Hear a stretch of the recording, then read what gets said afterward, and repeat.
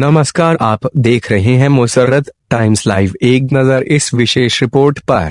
आम आदमी पार्टी की उत्तर प्रदेश विधानसभा चुनावों से पहले पूरे उत्तर प्रदेश में तिरंगा यात्रा। उत्तर प्रदेश में विधानसभा चुनावों के पहले आम आदमी पार्टी ने अयोध्या, लखनऊ और नोएडा में तिरंगा यात्रा निकालने की घोषणा की। पार्टी के सूत्रों ने बताया कि अयोध्या में यह यात्रा मध्य सितंबर में निर्धारित है। यह यात्रा कुछ देर के लिए राम मंदिर में भी रुकेगी। वहीं आप नेता संजय सिंह व उप मुख्यमंत्री मनीष सिसोदिया ने यात्रा शुरू करने से पहले प्रेस कॉन्फ्रेंस और फिर दोनों तिरंगा यात्रा में शामिल हुए। यात्रा में शामिल होने के लिए आए हैं और इस तिरंगा यात्रा का उद्देश्य क्या है, ये तिरंगा यात्रा आने वाले दिनों में कहां पर और आयोजित होनी है, हमारा इस तिरंगे के नीचे, भारत की आन बान के शान तिरंगे के नीचे क्या संकल्प है, मैं चाहूंगा कि मनीष सिसोदिया जी आपके सामने विस्तार से बात। धन्यवाद संजय भाई। आज आम आदमी पार्टी उत्तर प्रदेश तिरंगा यात्रा का आगाज कर रही है। आदरणीय सांसद संजय जी के नेतृत्व में, शिवाजीत भाई के नेतृत्व में और उत्तर प्रदेश में आम आदमी पार्टी का एक कार्यकर्ता इस तिरंगा यात्रा के साथ एक संकल्प लेगा। ये तिरंगा यात्रा आज़ादी के 75वें वर्ष में आयोजित हो रही है। हम सब जानते हैं कि देश के कोने में और दुनिया के कोने में कहीं भी कोई भारतीय खड़ा होता है तो तिरंगे को देख के उसका सीना चौड़ा होता है। तिरंगे को देख के उसके अंदर देशभक्ति जागती है। तिरंगे को देख के उसके अंदर देश के प्रति प्रेम उभर पड़ता है। लेकिन हम तो सब लोग अपने तिरंगे को अपनी आन बान शान मानते हैं, लेकिन 75 वर्ष के आज़ादी के इतिहास में देश की राजनीति ने तिरंगे के लिए वो काम नहीं किया जिससे तिरंगा भी देश की राजनीति पे आन बान शान कर सके।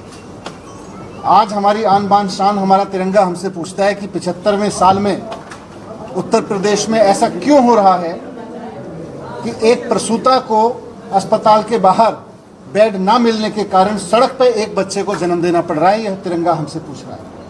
हमारा तिरंगा हमसे पूछ रहा है कि उत्तर प्रदेश में आज़ादी के 75 साल बाद भी सरकारी स्कूलों की हालत इतनी अच्छी क्यों नहीं हो पाई है ताकि एक गरीब से गरीब आदमी का बच्चा भी अच्छी शिक्षा पा सके। आज 75 साल बाद भी उत्तर प्रदेश में रोजगार की हालत ये क्यों नहीं हो पाई है, या शिक्षा का स्तर इतना शानदार क्यों नहीं हो पाया है कि पढ़ने लिखने के बाद एक किसान का, एक मजदूर का, एक आम आदमी का बेटा एक अच्छी नौकरी पा सके। मैं उत्तर प्रदेश में, जब आदरणीय मुख्यमंत्री जी ने उत्तर प्रदेश में चुनाव लड़ने का ऐलान किया था तो उस वक्त उत्तर प्रदेश के शिक्षा मंत्री जी ने कहा था कि आप आइए, उत्तर प्रदेश में हमने स्कूल शानदार कर दिए। हमने कहा कि देख लेते हैं। तो मैं लखनऊ पहुंचा तो ना तो वो बहस के लिए आए, और जब मैंने कहा आप बहस के लिए नहीं आए, कोई नहीं, मैं अपने आप जाके, उत्तर प्रदेश तो सबका है, हमारा भी है, मैं लखनऊ में कुछ स्कूल, सरकारी स्कूल जाके देख लेता हूँ, तो पूरा पुलिस बल लगा के उन्होंने मुझे गिरफ्तार कर दिया, आगे नहीं बढ़ने दिया। संजय सिंह जी और हमारी गाड़ी को वहीं रोक दिया और कहा कि आप आज़ाद नहीं हैं, आप जा नहीं सकते। तो आज़ादी के 75वें साल में उत्तर प्रदेश में ऐसी सरकार क्यों है जो शर्मसार है कि दूसरे राज्य का कोई शिक्षा मंत्री आके अगर स्कूल देखना चाहे तो उसको पुलिस बल लगा के उसको रोकना पड़ता है। इससे तिरंगे की आन बान शान में कमजोरी आती है। जब कोई प्रसूता सड़क पे अपने बच्चे को जन्म देती है तो हम तो तिरंगे पे आन बान शान मानते हैं, लेकिन तिरंगे की आन बान शान में कमी तो आती है आज़ादी के 75वें साल में। आज आज़ादी के 75वें साल में अगर उत्तर प्रदेश के सरकारी स्कूल में मिड डे मील के नाम पर नून तेल नमक खिलाया जाता है, और जब आप में से कोई पत्रकार उसको आवाज़ उठाता है कि ये मिड डे मील का पैसा कहाँ गया, नून तेल क्यों खिलाया जा रहा है बच्चों को, नून तेल रोटी क्यों खिलाई जा रही है, तो उसको 6 महीने की सज़ा दे दी जाती है, जेल में उठा के डाल दिया जाता है। तो आज़ादी के 75वें साल में ऐसा क्यों हो रहा है, ये सारे सवाल हैं आज उत्तर प्रदेश की राजनीति से भी। आज उत्तर प्रदेश में एक बहुत ही नाकारा सरकार जो केवल विज्ञापन के दम पे चल रही है, जो केवल प्रशासन के दम पर, किसी भी सवाल को कुचलने के दम पे चल रही है। महिलाओं की कोई सुरक्षा नहीं है, युवाओं को कुछ सुरक्षा नहीं है, किसानों के लिए कोई सुरक्षा नहीं है, रोजगार नहीं है, वैसी एक सरकार चल रही है। तो वैसी सरकार को बदलने के लिए और साथ साथ तिरंगे की उस आन बान शान जिसके लिए हमारा तिरंगा हकदार है कि इस तिरंगे के नीचे बैठे हर एक बच्चे को अच्छी शिक्षा मिल सके, इस तिरंगे के नीचे बैठे हुई हर महिला को अच्छी सुरक्षा मिल सके, हर किसान को उसकी फसलों का अच्छा दाम मिल सके, इस तिरंगे के नीचे बैठे हर व्यक्ति को अच्छा इलाज मिल सके। इस संकल्प के साथ हम और हमारी पार्टी के लोग, हमारे आम आदमी पार्टी के उत्तर प्रदेश के तमाम कार्यकर्ता तिरंगा संकल्प यात्रा निकाल रहे हैं और ये संकल्प लेंगे कि हम इस आन बान शान को, इस तिरंगे के नीचे खड़े हुए आम आदमी की आन बान शान को वापस लेके आएंगे। अभी आपको जिला प्रशासन ने तिरंगा यात्रा के लिए दिया नहीं थी, क्योंकि उसमें एसपी सिटी की रिपोर्ट का हवाला देते हुए अनुमति निरस्त करने की बात कही है। आप तिरंगा यात्रा निकालने की बात कह रहे हैं, तो क्या स्थिति है? जी बताएंगे कि अभी शायद कि आप उत्तर प्रदेश में आए हैं, उत्तर प्रदेश में आपका स्वागत है, लेकिन यहाँ पर हर 1 किलोमीटर में एक साइकिल मार्ग है। यहाँ धर्म और जाति के आधार की राजनीति होती है। आम आदमी पार्टी उसको कैसे तोड़ेगी? क्या सॉल्यूशन है आम आदमी पार्टी के? आम आदमी पार्टी तिरंगे के नीचे खड़े हर धर्म, हर जाति के आदमी को अच्छी शिक्षा देने की गारंटी की बात करती है। और दिल्ली जैसा राज्य जहां ना हमारे पास में ज़मीन के अधिकार हैं सरकार के पास, ना वहाँ पुलिस है, ना प्रशासन की ट्रांसफ़र पोस्टिंग में हमारा नियंत्रण है, उसके बावजूद हम कहते हैं वहाँ तो 2/3 सरकार है। उस 2/3 सरकार के बावजूद अगर 5 साल के अंदर अंदर दिल्ली के सरकारी स्कूल इतने अच्छे हो सकते हैं कि वहाँ एक मजदूर का, एक किसान का, एक प्रेस वाले का बेटा जाके IIT में जाके एरोस्पेस इंजीनियरिंग की पढ़ाई कर रहा है, तो उत्तर प्रदेश में क्यों नहीं हो सकते? आज उत्तर प्रदेश का आदमी अच्छे स्कूल चाहता है, वो किसी भी धर्म का हो, किसी भी जाति का हो। वो चाहता है कि उसकी बेटी अगर गर्भवती हो तो उसे सड़क पे अपने बच्चे को जन्म न देना पड़े। ये हाल की घटना है, इसलिए मेरे मन में ज़्यादा पीड़ा है इस पर।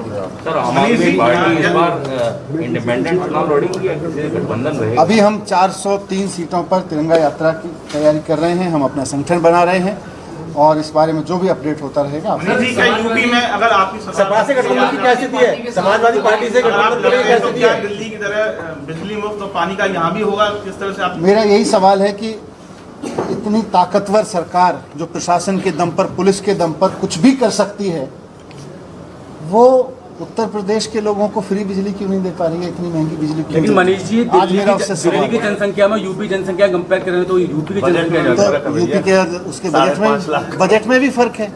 तो क्या उत्तर प्रदेश की सरकार ये मानती है, जो वर्तमान सरकार है, कि वो बड़ी जनसंख्या वाले राज्य को कैपेबल की सत्ता चलाने में कैपेबल है? क्या बड़ी संख्या वाले राज्यों की गलती है लोगों की कि उनको उनकी चुनी हुई सरकार उनको अच्छी शिक्षा, अच्छी स्वास्थ्य व्यवस्था नहीं दे सकती?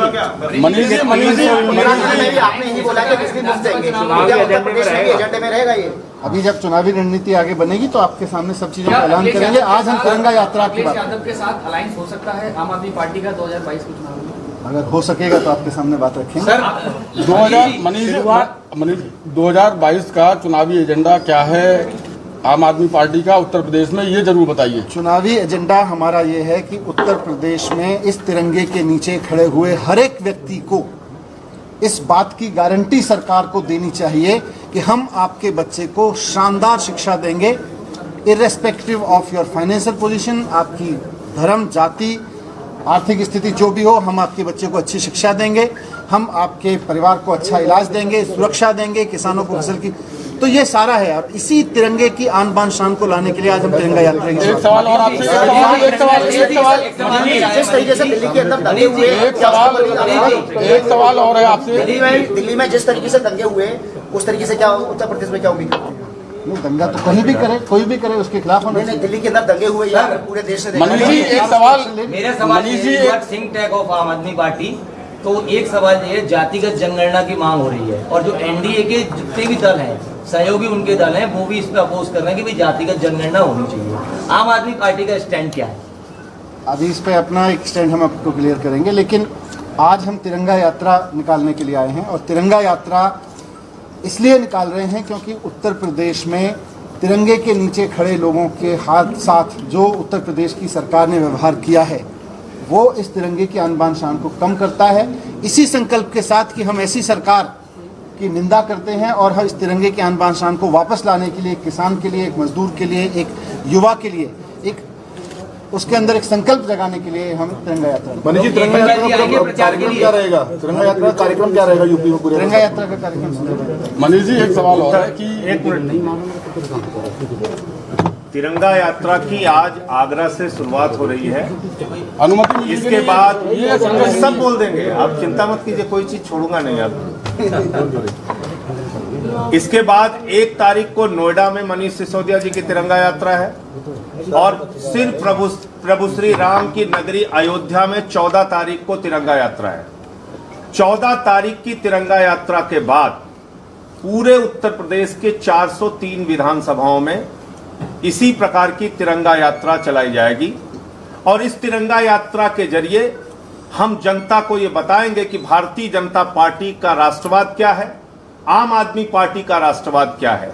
भारतीय जनता पार्टी का राष्ट्रवाद है कि गरीब के बच्चे को स्कूल में नमक रोटी मिले मिड डे मील में। भारतीय जनता पार्टी का राष्ट्रवाद है कि कोरोना की महामारी में लाशें नदियों में सड़ती रहें, लोगों को इलाज नसीब नहीं हो पाया। भारतीय जनता पार्टी का राष्ट्रवाद है कि उत्तर प्रदेश में 6 साल, 8 साल, 10 साल की बच्चियों के साथ बलात्कार हो रहा है, कानून व्यवस्था बनाने में वो सफल नहीं हो पा रहे हैं। हाथरस जैसा कांड यही हुआ जहां रात के 2 बजे गरीब की बेटी को जला दिया गया। भारतीय जनता पार्टी के राष्ट्रवाद के खिलाफ आम आदमी पार्टी का राष्ट्रवाद यह है कि गरीब के घर में रोशनी हो, 300 यूनिट बिजली उसको फ्री कैसे मिले।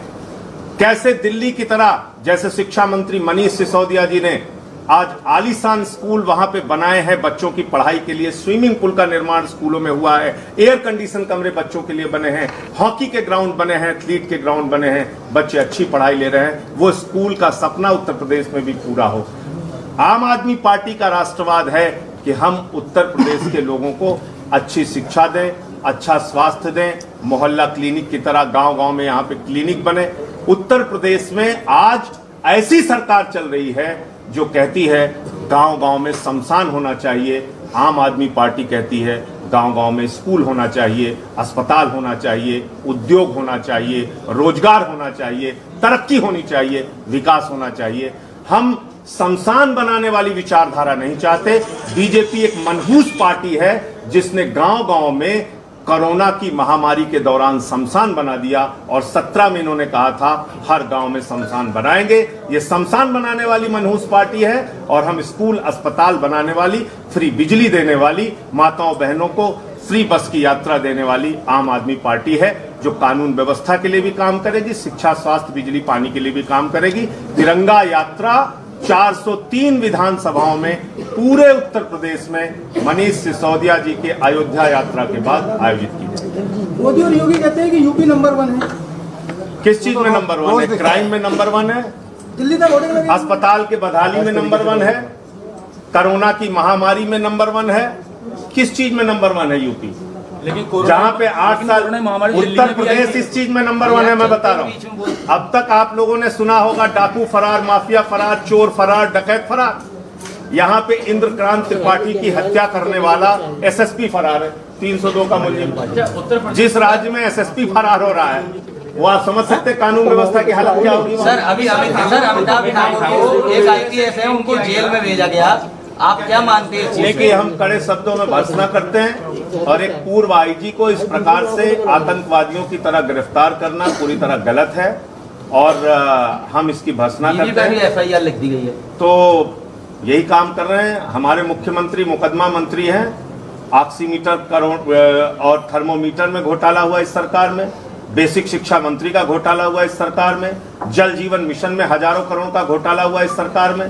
तो पानी चोरी से लेकर चंदा चोरी तक सारा काम तो ये कर रहे हैं। प्रभु श्री राम के नाम पे चंदा चोरी कर रहे हैं लोग। तो इसलिए बदलने की भी बात चल रही है यूपी में, कई शहरों के काम बदलने की जरूरत है। संजय जी अभी आपने कोरोना महामारी की बात करी, लेकिन कोरोना महामारी में तो दिल्ली की स्वास्थ्य सेवाएं भी फेल हुई थी जब कोरोना। दिल्ली की स्वास्थ्य सेवाएं देश में नंबर 1 अव्वल थी। दिल्ली वो राज्य था जहां पे देश नहीं एशिया का सबसे बड़ा हॉस्पिटल 10,000 बेड का हॉस्पिटल बना। लेकिन दिल्ली वो राज्य था, सुनिए सुन तो लीजिए, आप धैर्य से सुन लीजिए। दिल्ली वो राज्य था जहां पे ऑक्सीजन बेड, जहां पे ICU बेड, जहां पे लोगों की दवाएं, लोगों का इलाज बेहतर करने के लिए दिन रात हमारे मुख्यमंत्री, उप मुख्यमंत्री, पूरी सरकार काम करती रही। उत्तर प्रदेश वो राज्य था जहां पे लाशों को छिपाने के लिए टीन सेट लगाए जा रहे थे, जहां पे 12,000 का सिलेंडर 55,000 में खरीदा जा रहा था, जहां पे 800 का ऑक्सीमीटर 5,000 में खरीदा जा रहा था, 1,600 का थर्मोमीटर 13,000 में खरीदा जा रहा था। आपदा में अवसर तलाश रहे थे। जब उत्तर प्रदेश की कोरोना की महामारी में लोगों की जान जा रही थी, ये प्रभु श्री राम के मंदिर के निर्माण के नाम पे चंदा चोरी कर रहे थे। यह है इनके संजय जी हिंदू मुस्लिम सिख ईसाई, हिंदू मुस्लिम सिख ईसाई, हिंदू मुस्लिम सिख ईसाई,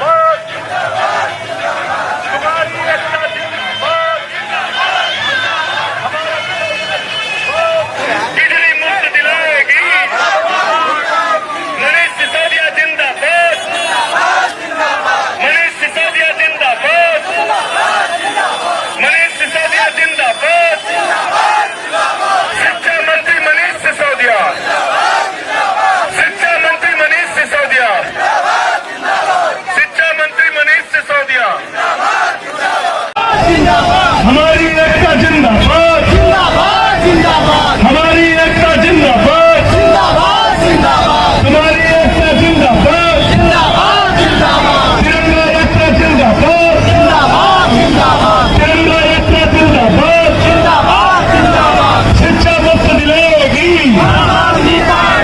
शिक्षा मुक्त दिलाएगी, शिक्षा मुक्त दिलाएगी, शिक्षा मुक्त दिलाएगी,